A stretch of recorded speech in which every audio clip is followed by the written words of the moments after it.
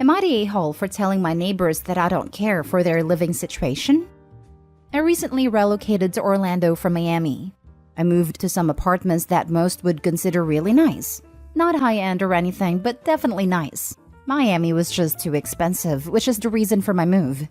So because I work from home and I have 2 dogs, I wanted to get a 2-bedroom apartment. One that can be an office that I can work from and one for me to sleep in.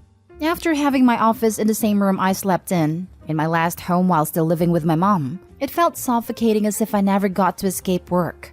This has been much better for me mentally, and I feel like I'm actually leaving work after I close my laptop. So, I've been here about a month and recently saw a family moving in. I'm very introverted, so I didn't introduce myself or anything. The only time I really ever have contact with anyone is when someone is walking their dog at the same time I am, and our pups want to say hello to each other. Very quick small talk and then we're on our way. Today as I was going back inside after walking my dogs, I saw the wife and I just gave a friendly smile. Nothing more. I decided I should throw the trash out before I clock in for the day just to get it out of the way. As I was walking back to my apartment, the wife stopped me to introduce herself. I introduced myself as well. She then asked if I lived with a girlfriend or anything. I told her no, it's just me and the pups. She gave me a strange look that I can only describe as annoyed. She asked if my apartment has 2 bedrooms. I told her yes, that there are 2 bedrooms. She asked me why I wanted 2 bedrooms when I live alone, and I explained to her the office/sleeping thing I mentioned above. Now this is the part where I may be the a-hole. She said it was really inconsiderate and rude to bigger families to take up a 2-bedroom apartment by myself. That her family of 4, husband, wife, 2 kids, have to share a 1-bedroom because people like me decide to steal the 2-bedroom apartments. I said that it sucks that you feel that way, but there's nothing I can do. And that's when she said I should trade apartments with her. I thought she was joking, so I just started laughing. Not a nervous laugh or anything. I just genuinely found her suggestion hilarious. I then said that her living situation doesn't concern me, and if she wanted a 2-bedroom apartment, she should have looked harder. She said she was going to report me to the building management, and I said that she should include reporting me to DeSantis, Florida governor, while she's at it. I went inside and left her there screaming like a crazy person. Am I the a-hole? Now for the top comments. I think laughter was the appropriate reaction. Next time, just ignore her and her family completely. Consider getting a doorbell camera because these people are clearly unhinged. Not the a-hole. Yep, that's the plan. Just never want to interact with them again. The doorbell camera I've had for some time, so definitely keeping that motion sensitivity as high as possible. If your family of 4 is living in a 1-bedroom apartment, it's not because you are living in a place that you can't afford and it suits your needs. It is because either she and her husband cannot afford a place that suits their needs and their desires, or because she and her husband are putting their desires above their actual needs. You're not the a-hole. She is the a-hole for being judgmental and having a highly flawed so-called logic that allows her to spew such a self-centered, inconsiderate nonsense. Not the a-hole. I very much doubt there are no other 2-bed apartments in the place where you live. She should rent one of those. She's being a mooch. I'm not trying to justify her reasoning, but I'm not going to lie. There was a wait list for these apartments. I actually had to wait about 6 months from the time I applied to when I actually got keys. Maybe she was in a sink or swim situation and got whatever she felt was the quickest solution. Did she also offer to pay higher rent for your apartment? Or simply exchange the flats? Not the a-hole, by the way. We never got to that part because of me laughing at her, so I don't really have an answer for that. Thank you for your judgment. Next story. Am I the a-hole for refusing to go to a friend's 21st birthday due to allergies? I, 21 female, was invited to my friend Stacy's, fake name, birthday celebration a few days ago. She has been very excited, as she is the last in our friend group to turn 21, and has been keeping her party planning mostly secret so she can surprise us all. Turns out, she organized for a few of our friends, as well as some other friends from her college cheer team, to have a picnic at our city's botanical gardens. I'm not sure if these are global, but it's basically a large park with lots of different plants. She picked out a spot right next to the rose display as they are her favorite flowers and hold a lot of sentimentality for her. The issue is I am quite allergic to flowers. Think hay fever but worse. I'm not anaphylactic, but my eyes become so itchy they can swell closed. My nose runs like a leaky tap and very rarely I can struggle to breathe. And the flower I seem to be most allergic to are roses, as the breathing issue tends to happen when I'm exposed to them. Stacy does know about my allergies and has seen me a few reactions over the years. I declined the invitation, and naturally, as 21st are usually an important celebration, she texted me asking why I couldn't come. When I told her, she became quite upset with me and said that my excuse wasn't good enough and that there must be a better reason. And when I said it was my real reason, she became even more upset. She kept insisting that I come anyways, citing that I have medication to help me, but she must have forgotten it was a nasal spray, as when I reminded her, she said that it was disgusting. And she didn't want to see that on her birthday, even though I offered to run to the toilets when I needed to use it. I tried to compromise with her and said that I'd be happy to wear a mask, as it may help lessen the severity, but she shot the idea down as it was a picnic, so I'd take it off to eat, and she didn't want a mask to be in the photos. I also said that I'd be happy to take her out for breakfast earlier in the day so we could still hang out for her birthday, but she declined as she wanted all of her friends to celebrate together. I don't want to miss her birthday, but I don't want to ruin it by being a sniffly mess and possibly having a severe reaction. Am I the a-hole? Now for the top comments. Not the a-hole. Your friend is being a drama queen. You offered her a whole range of different options to allow you to participate, but none of them are good enough. Does she want you there or not? Or does she just want drama? If Opie did go, then the friend would complain about how she ruined photos with her runny nose and swollen eyes. Seems like a lose-lose situation to me. Not the a-hole. It's going to ruin the pictures anyway. If Opie has a red, snotty nose and swollen shut, watery red eyes. It's still the tail end of the pandemic where I live, and I would not want to be near a maskless, sneezing, coughing, it's just allergies person right now. She is not your friend. Opie, she clearly doesn't care about you or your well-being. She just cares about having the perfect photos. Don't waste your time trying to cater to someone so selfish. Not the a-hole, but you'd be the a-hole to yourself if you give in to her ridiculous demands. This. Who the hell tells someone their reason for not attending a birthday is not good enough? Let alone that reason is because the event is being held somewhere that affects your health? An allergy she is well aware of prior to picking it. She's not your friend. She had given zero consideration to your well-being. You were just there to fill in a spot in her photo op for best birthday ever. It was a nasal spray, and when I reminded her, she said that it was disgusting and she didn't want to see that. What the heck is disgusting about a nasal spray? It's not going around, I hope. Not the a-hole. You might even take all the focus from her on her birthday. If you were really petty, you should suffer the symptoms and go. Not the a-hole. It's a medicine that is a mist that you squirt into your nose.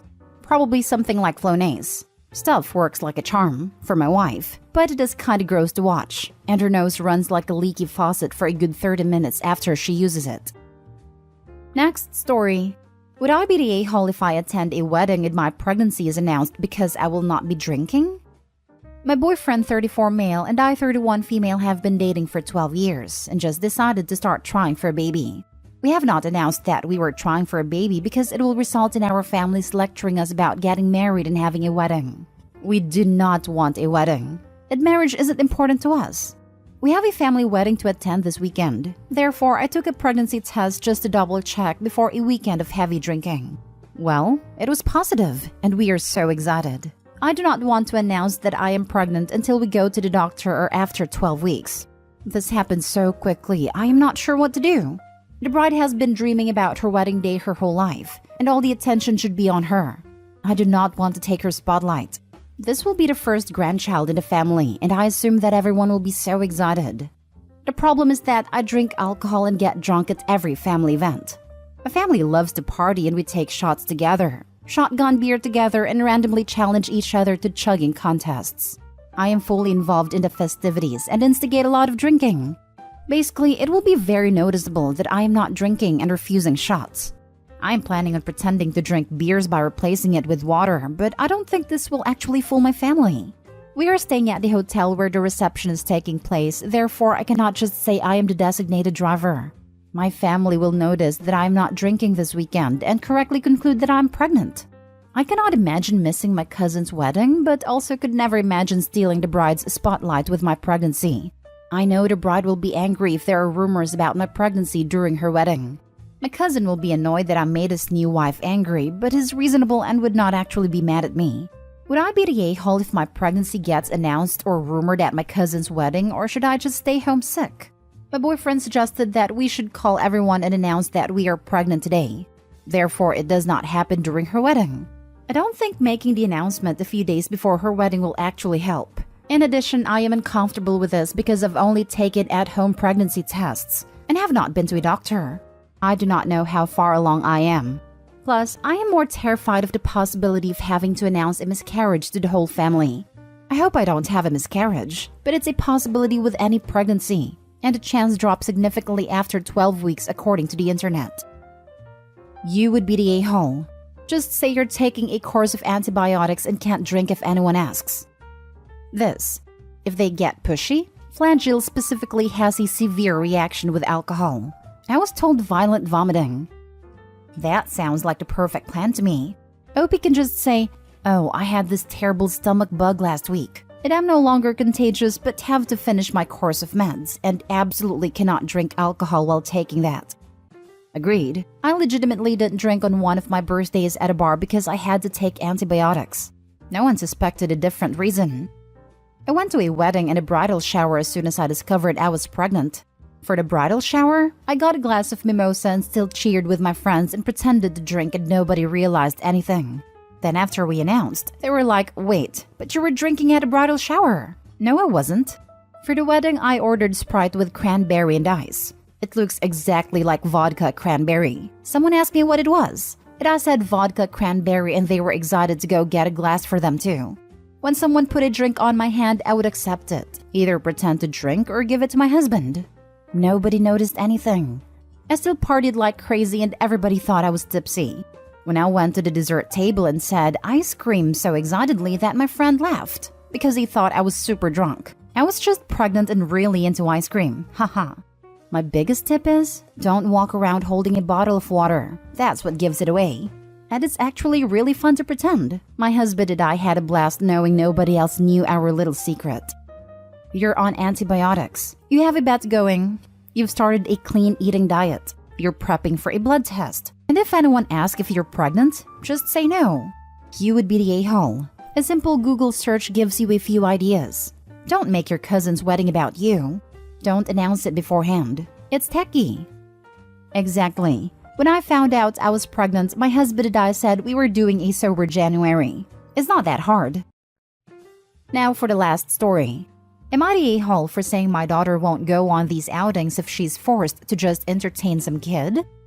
So yesterday, my wife took my daughter 7 female swimming. Wife's friend and her daughter Helen were going with them, and I guess she brought her nephew Johnny along too.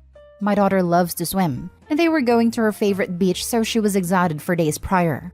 She's met my wife's friend and daughter before, and is kinda indifferent to them, but she knew it involved swimming, so she was looking forward to it. When they got back, I asked if they had fun. My daughter said no. I asked why, and she said that she barely got to swim because Helen didn't want to, so she had to play on the playground with her instead. Later, I asked my wife what happened, and she said that daughter was playing more with Johnny than Helen, and Helen wanted to play on the playground instead of swim. She said it wouldn't be nice for Helen to play by herself while daughter played with Johnny and left her out. I said, "That's stupid. You went there to swim, not play on a playground. You can go to any park and play on a playground." She said, "Yeah, but Helen didn't want to swim. It was mean for daughter to be swimming with Johnny while Helen was all alone." I said, "So it was more important for Helen to have fun than our daughter?" She said, "No, but it was one swimming trip. She'll get over it. It's better for her to form a friendship with Helen than Johnny anyway. She'll see Helen more and might not ever see Johnny again." I said, "That's not the point. She's not there just to entertain some other kid. She deserves to have fun too. Or maybe she won't go next time if she's just going to be forced to do what Helen wants." Wife said I was being dramatic and sound like an A for basically saying, "Too bad, so sad, play by yourself," to a little kid that was all alone. Says that daughter needs to learn to compromise sometimes for other people. I'm seriously considering taking off next time there's a play date like this. If my daughter is just going to be forced to be Helen's entertainment. Am I the a-hole? Not the a-hole. Sounds like Helen only has fun when she gets her way. That's how it'll be every time your daughter goes to play with Helen. By allowing this, Your daughter will not want to have play dates with Helen at all, which will create problems for your wife and her friend. It may not be a big deal now, but it could be if your wife doesn't understand what this could do to your daughter. If the daughter doesn't get to swim as she was promised, then this was a false promise. Daughter will start to mistrust her mother. To be fair, there's nothing in this story that suggests Helen was the bad guy or that she only has fun when she gets her way. She just didn't want to swim. Opie's wife is the problem for forcing her daughter to play with her. Yeah, it's also possible that Helen was told it was a beach trip rather than a swimming trip. The adults should have done an okay, we'll do Helen's thing for half the time, and then we'll do daughter and Johnny's preference for half the time. And next time, we will communicate better about what we're planning to do during the trip. Not stay home. Your daughter deserves to have fun. That is not a compromise. Your wife told your daughter to be a doormat. This right here, OP. Your wife is teaching your daughter that other people's comfort is more important than her own. Compromise would be including both activities. Not the a-hole. Your wife is, though. Her idea of compromise is more like making your daughter a doormat so Helen didn't play alone. A good compromise would have been to play on the playground some, then go swimming.